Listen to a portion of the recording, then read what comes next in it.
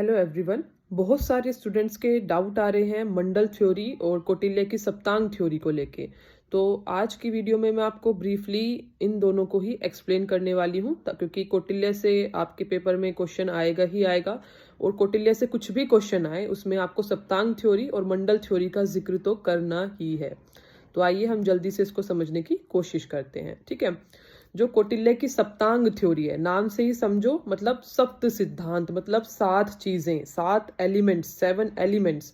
ठीक है, तो जो कौटिल्य है उन्होंने बताया है कि एक स्टेट क्राफ्ट कैसे होता है, मतलब शासन कला कैसे होती है, एक राज्य को कैसे शासन करना चाहिए, कि जो किस तरह से शासन करे कि जो स्टेट है वो बहुत ही पावरफुल होए और जो एडमिनिस्ट्रेशन है वो स्मूथली काम कर सके। ठीक है, राजा कैसा होना चाहिए, राज्य कैसे होना चाहिए, ठीक है, कैसे सबको अपना अपना काम करना चाहिए, उसको ही हम क्या बोलते हैं, स्टेट क्राफ्ट, शासन कला किस तरह से करना चाहिए। तो सप्तांग थ्योरी में जो कौटिल्य हैं उन्होंने राज्य की तुलना 7 लिम्ब्स से की है, 7 हमारे ऑर्गन्स से की है। ठीक है, उन्होंने ज़रूरी इंपॉर्टेंट 7 चीज़ें बताई हैं कि उसके हिसाब से ही वो अच्छे से काम करेंगी, तो ही आपका राज्य अच्छे से काम करेगा। जैसे आपके जो ऑर्गन्स हैं वो सब अच्छे से काम करेगा तो आपका पूरा शरीर अच्छे से काम करेगा। अगर एक चीज़ खराब हुई, कान खराब हो गया, तो आपकी बॉडी भी तो काम करना खराब कर देगी ना। ऐसे ही जो 7 फीचर बताए हैं उनको सातों को अच्छे से काम करना पड़ेगा, तभी एक स्टेट स्मूथली वर्किंग कर सकता है, फंक्शनिंग कर सकता है for the welfare of the people, जनता की काम के लिए, वेलफेयर के लिए। तब वो 7 चीजें कौन कौन सी बताई हैं आपको बस ये याद रखना है। सबसे पहले नंबर पे अपने आप समझ जाओ कि राजा ही आएगा, राजा ही स्टेट का सेंटर है। ठीक है, जितने भी काम की चीजें हैं वो सब राजा के नाम पे ही होगी। ठीक है, तो राजा को क्या बोला है कौटिल्य ने, स्वामी, और उसकी तुलना की है दिमाग से, हेड से। ठीक है, उसके बाद आता है मिनिस्टर्स, मतलब अमात्य बोला गया है उनको, जो राजा के नीचे काम करेंगे, राजा को सलाह देंगे। ठीक है, और इंटरनली सारा काम संभालेंगे राज्य का। उसकी तुलना कौटिल्य ने हमारे बाजुओं से की है, आर्म्स से की है। तीसरे नंबर पे आता है जो इम्पोर्टेंट फीचर है एक स्टेट का, वो है दुर्ग। दुर्ग का मतलब होता है किला। खुद समझो कि पहले आप मूवीज में भी देखते हो, जितना बड़ा जिसका किला होगा, स्ट्रोंग होगा, इसका मतलब कोई घुसपैठ नहीं कर पाएगा, कोई अटैक करेगा तो आप बचने की संभावना होगी। तो दुर्ग भी एक पावरफुल होना चाहिए, उससे पता चलता है कि राज्य और राजा कितने स्थिर हैं, कितने पावरफुल है। ठीक है, फोर्थ नंबर पे आता है आपका कोश, पैसा कितना है आपके पास। ठीक है, अभी अगर आज के प्रेजेंट वर्ल्ड में भी आप बात करोगे तो जिस स्टेट के पास कितना पैसा कंजर्व करके रखा हुआ है वो उतना ही पावरफुल होता है। ठीक है, फिफ्थ नंबर पे आपका आ गया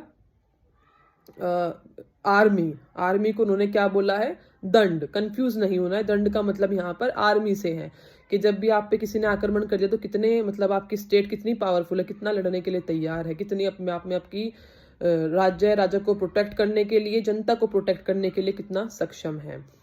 और उसके बाद आता है आपका मित्र। मित्र को बोला है LI भी आप बोलते हो, ALLY। ठीक है, मित्र कि आपके जितने ज्यादा मित्र होंगे, ठीक है, तो उतने ज्यादा आपकी जो संधि है वो ज्यादा पावरफुल होगी। और 7वें नंबर पे जो सबसे इंपॉर्टेंट होता है वो होता है जनपद। जनपद के अंदर आपका टेरिटरी भी आ गया और आपकी जनसंख्या, पॉपुलेशन, मतलब लोग भी आ गए।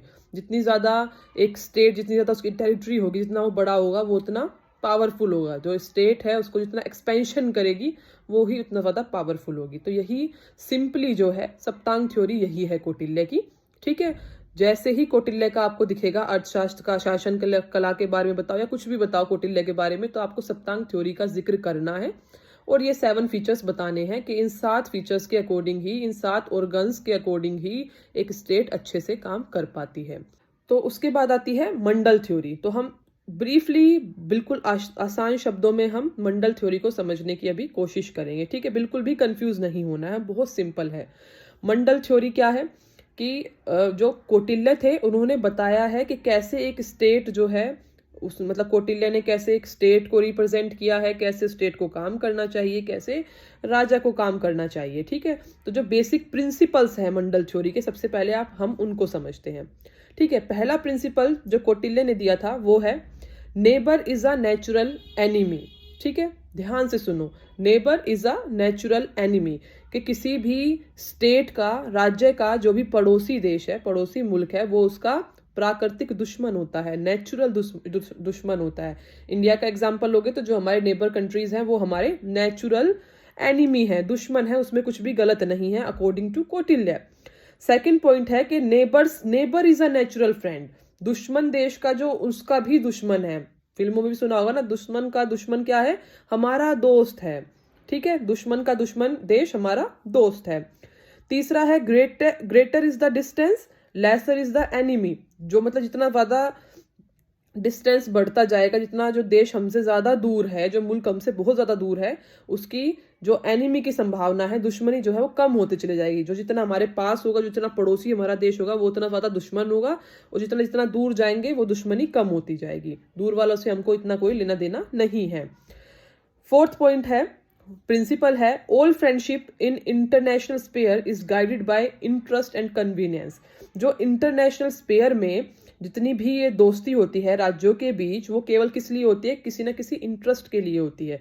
ठीक है, अभी भी जो आप देखते होंगे इंटरनेशनली, भाई इंडिया उसका दोस्त है, चाइना के साथ कैसे रिलेशन है, तो ये सब कैसे होते हैं, राष्ट्रहित में, अपने इंटरेस्ट को देख के ही हर राज्य ये सब अपने रिलेशंस डिसाइड करता है अपने फायदे के लिए। तो इसमें कुछ भी अलग नहीं है अकॉर्डिंग टू कौटिल्य। और लास्ट पॉइंट जो है कि these relations can't be taken for granted, कि आप इन रिश्तों को हल्के में नहीं ले सकते हैं। ये सब बहुत ही इंपॉर्टेंट चीजें हैं, बहुत ही इंपॉर्टेंट रिलेशंस हैं, जो कि एक राज्य को पावरफुल बनाने में, उसके काम में बहुत ज्यादा आवश्यक होते हैं। ठीक है, तो ये 5 बेसिक प्रिंसिपल्स हो गए मंडल थ्योरी के। बिल्कुल सिंपल है कि हमारा जो पड़ोसी देश होगा वो दुश्मन होगा, दुश्मन का दुश्मन देश दोस्त होगा, और जितना दूर होगा दुश्मनी कम होती जाएगी, और सारी फ्रेंडशिप राष्ट्रहित में होती है, कुछ ना कुछ फायदे के लिए होती है। ठीक है, कुछ ना कुछ इंटरेस्ट को लेके होती है। अब आगे जो मंडल थ्योरी में कौटिल्य ने डिफाइन किया है कि राजा का कर्तव्य क्या होता है, तो अकॉर्डिंग टू कौटिल्य राजा का कर्तव्य केवल राजधर्म होता है। ठीक है, राजधर्म को फॉलो करना होता है। अब ये राजधर्म क्या होता है, राजधर्म का मतलब ही होता है क्षत्रिय धर्म। ठीक है, उस टाइम पे क्षत्रिय धर्म, क्षत्रिय मतलब वॉरियर, जो लड़ाई करते हैं, तो राजा को हमेशा लड़ने के लिए तैयार होना है, उसका एकमात्र कर्तव्य है, मतलब कि हमेशा वॉर के लिए तैयार रहना। ठीक है, मतलब जीत को निश्चित करने के लिए ही कौटिल्य ने मंडल थ्योरी को क्रिएट किया है, कि किस तरह से एक राजा को जंग लड़नी है और जीतना है। यही सब मंडल थ्योरी जो है वो एक्सप्लेन करती है। तो जो ये लड़ाई है, मानो हमारा कोई इंडिया के अगर देखते हैं, जैसे श्रीलंका और मालदीव्स है, उनका आजकल ज्यादा दोस्ती चाइना के साथ हो रही है, ज्यादा इन्फ्लुएंस हो रहे हैं। तो अगर हम उन पर, मतलब उनको हम अपनी तरफ इन्फ्लुएंस करना चाहें, या वॉर करके उनको अपनी तरफ अट्रैक्ट करना चाहें, तो इसमें कुछ भी गलत नहीं है। वॉर जो है वो नेचुरल है, लड़ाई जंग जो है वो नेचुरल है, प्राकृतिक है, अकॉर्डिंग टू कौटिल्य और उसकी मंडल थ्योरी के द्वारा। और जो एक राजा है अकॉर्डिंग टू मंडल थ्योरी, उसमें हमेशा डिजायर होनी चाहिए चक्रवर्ती सम्राट बनने की। ठीक है, हमेशा एक इच्छा होनी चाहिए राजाओं का राजा बनने की, जो आसपास के जितने भी मुल्क है उन सबको अपने कंट्रोल में रखने की, दुश्मन को दबा के रखने की। इसको क्या बोलते हैं, चक्रवर्ती सम्राट। और यहां पर ही कौटिल्य ने एक वर्ड यूज करा है, विजगिषा, विजगिषु। ठीक है, विजगिषु क्या है, राजा के लिए यूज करा है ये टर्म कौटिल्य ने, जो जीतना चाहता है, जो हमेशा जीत चाहता है, जीतने के लिए तैयार होता है, जीतने में सक्षम होता है।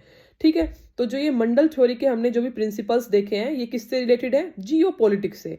अगर आज के टर्म में भी हम उनको अप्लाई कर सकते हैं अकॉर्डिंग टू जियो पॉलिटिक्स। ठीक है, जियो पॉलिटिक्स में क्या होता है, स्टेट को एक ऑर्गेनिज्म माना गया है। ठीक है, अब जो एक ऑर्गेनिज्म है, अब स्टेट को मतलब ग्रो करना पड़ेगा, एक्सपेंड होना पड़ेगा। ठीक है, अगर जो एक स्टेट है, अगर वो अपनी टेरिटरी को, अपने दायरे को, अपनी जगह को बढ़ाएगा नहीं, तो जो ऑर्गेनिज्म है वो खत्म हो जाएगा, ग्रो नहीं करेगा तो।